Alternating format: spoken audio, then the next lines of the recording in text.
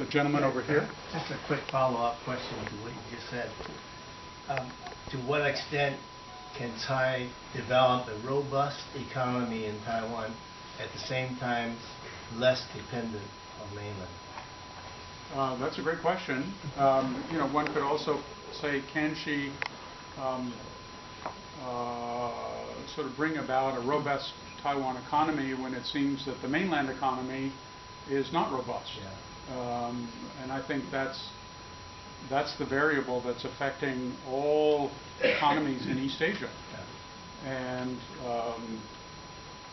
we may find that for all East Asian economies that we are going to have a new normal that implies slower growth, and particularly for those economies like Taiwan's that depend a lot on the mainland economy, either as a platform for the production or assembly of export goods, or for the middle class market for goods that Taiwan companies produce on the mainland.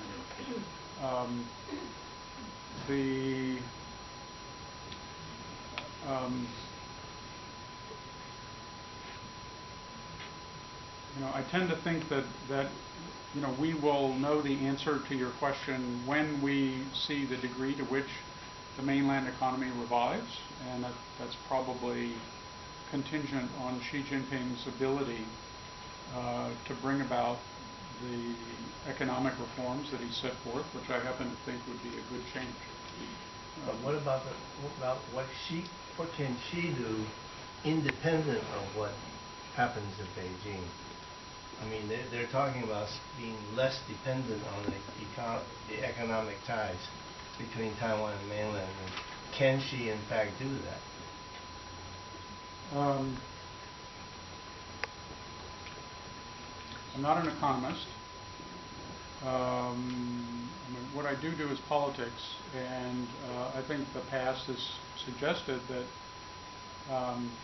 you need a certain degree of positiveness in the cross-strait political relationship in order to have a good economic relationship. It seems to me that having that kind of positive political environment is useful for Taiwan doing trade liberalization with other countries. Frankly, there are a lot of things that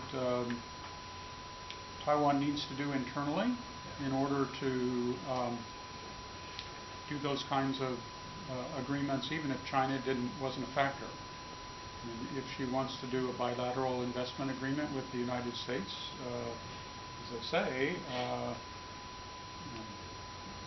USTR, United States Trade Representative, has made clear that the pork issue has to be addressed in some way. It may not be a good tactic on our part, but we're stuck with it. Carl? Richard, Taiwan level of defense spending is not, let's say, robust given their strategic situation. Was there any talk during the election of defense policies, and what would you imagine President Tsai's defense policies would be? Well, first of all, the DPP, seeing a wedge issue, said we will get back to 3% of GDP for defense spending.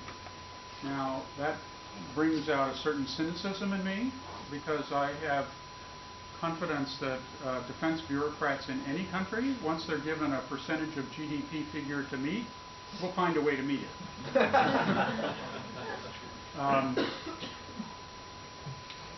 The bigger question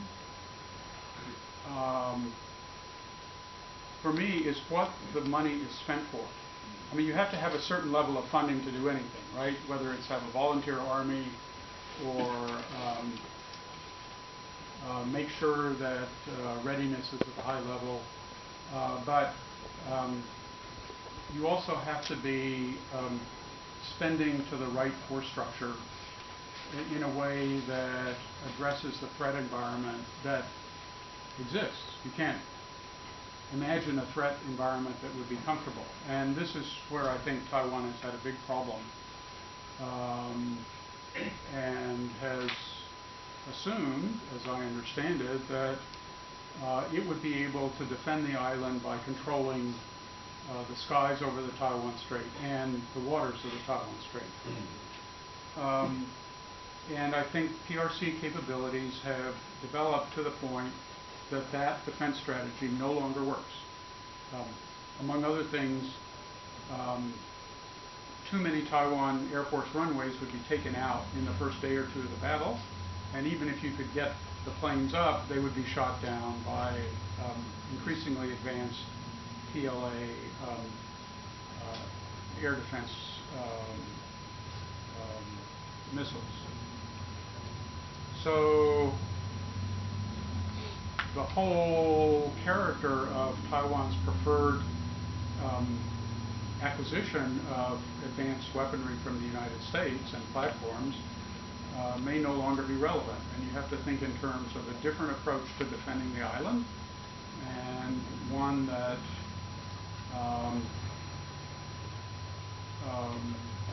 requires a very different type of force structure and defense plans and procurement plans. Some of these things could be probably procured in Taiwan itself and produced in Taiwan itself. Others wouldn't necessarily cause the political problems that submarines would cause with a certain interested party. And Taiwan has come a ways in thinking through these problems. It hasn't sort of penetrated throughout the defense establishment, but at least some people understand the logic that our defense guys have been sort of setting forth for them. And so, you know, if it's 2.5%, but they're spending it for the right stuff, that's okay with me. Yes, sir. Yeah. Winston Chen from Parameters Foundation. Regarding to the South China Sea issue, what do you think Tsai's new administration's sensible things or position should be, and what's the U.S. government like to see her administration to do to enhance the stability of the issue? Okay, I think I want to have this answer off the record as well. I mean, I think that she should do nothing. As you said, the critical election is not an election in which one side achieves a landslide victory over the other. It should be an election in which a new type of social forces or groups are identified to support a new type of political party system. And if you are suspicious that this election might be, and that new arrangements being arranged, and then if you are suspicious that this election is a critical election, what do you think are the social forces or groups or combination thereof that produce this election? What forces or groups are working behind that? Okay. First, just to repeat, I don't know whether this is a critical election or not. But you're suspicious. Yeah, I'm asking the question, and I'm hoping that Taiwan's political scientists will provide an answer. You know, first of all, it can be new social forces enter the political system that weren't there before. And we may be talking about young people, people from 18 to 25 who appear to have a different mentality about themselves and about the future of Taiwan and so on. And you know, while these people are entering the political system and having their impact, their grandparents are dying off, and so their whatever sentiments they had are sort of gradually disappearing. I think in this case, it may not be such the sort of transformation that we saw in American politics in the late 1960s, where white Democrats or white people in the South deserted the Democratic Party. But I think if there is a transformation, it would be a very different approach to the balance of opportunities and challenges from the mainland. And I think President Ma's working assumption was we have opportunities in the economic realm. We know what the challenges are, but we're going to be skillful in addressing those or deflecting those. I happen to think he did a good job on that. But maybe the sentiment has shifted in more than a temporary way, that the challenges from China, the threats from China in terms of our economic autonomy and our whole future are growing more serious than we thought. And so we have to be on our guard, that the opportunities are more limited. We should continue to take advantage of them, but we should do nothing that puts us in an even more vulnerable position in order to get those benefits. And I think we'll see. So there was a question. Let's take one more question, and then there is food out there, and we'll let people get lunch and maybe ask you more informally. Okay, sure. Yes. What kind of event do you think during her tenure will trigger military action from mainland China, or at least blockade or like a missile crisis going on? Well, I think it would have to be an explicit action that the mainland interpreted as a move to de jure independence of law. And I emphasize the word interpret because none of us can control how Xi Jinping and his advisors interpret what goes on in Taiwan. Right. Sometimes they're accurate, sometimes they're not. At least for objective outside of the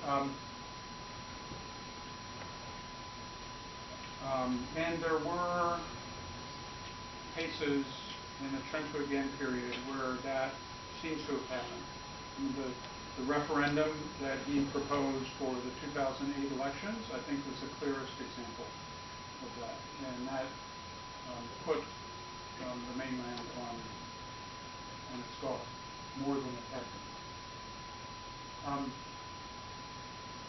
I think that if Dr. Tsai sort of maintains the leadership and initiative in her party, that she's too smart to do any sort of overt and explicit action that would trigger such a response from Beijing. Over the long term, I'm concerned not so much about the military attack, but more a decision on Beijing's part that the time has come to intimidate Taiwan into accepting capitulation, basically. And it's a type of coercion, but it's coercion without violence. Okay. So I want to